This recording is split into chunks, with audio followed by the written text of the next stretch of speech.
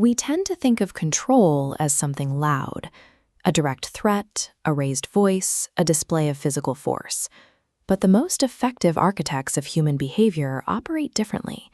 They don't corner you, they comfort you. When an attack is disguised as genuine care, your defenses never go up. You step into the trap willingly before the first move is even made. This process relies on a psychological foundation known as micro-compliance. It involves asking for tiny, seemingly meaningless agreements. By getting you to say yes to something trivial, a manipulator establishes a subconscious reflex of agreement.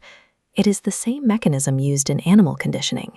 You reward a subject for one small movement, and eventually you dictate their entire path. These small acts of obedience form a behavioral groove. By the time a blatant demand arrives, the reflex to obey is often stronger than the instinct to resist. A master of influence begins as an observer. They study you, mapping out your specific insecurities, your hidden fears, and the desires you desperately want fulfilled. Then comes the flooding phase. They overwhelm you with highly targeted validation, providing the exact support you've been looking for. This manufactured connection builds an immense emotional debt. It creates a sense of obligation that will be called in later. They deliver this validation unpredictably, much like a slot machine. This intermittent schedule of rewards hooks the brain, creating an addiction to their approval. Once that chemical attachment is secured, the victim will justify almost any mistreatment just to get back to that initial feeling of comfort.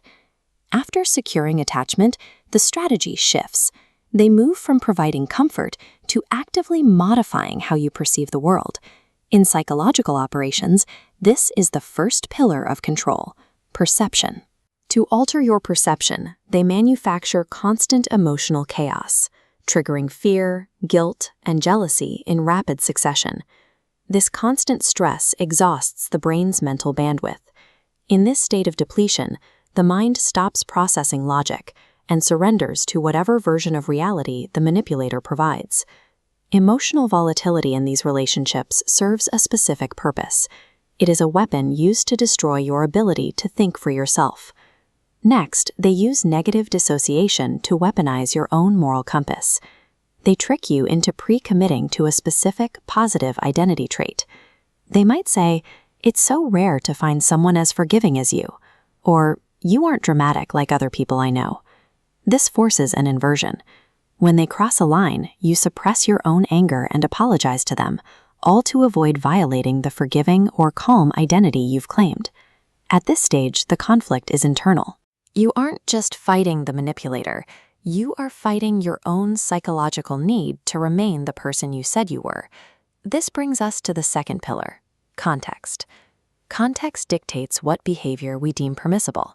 We look to our social circles to define what is normal and what is unacceptable. A manipulator severs these ties one by one.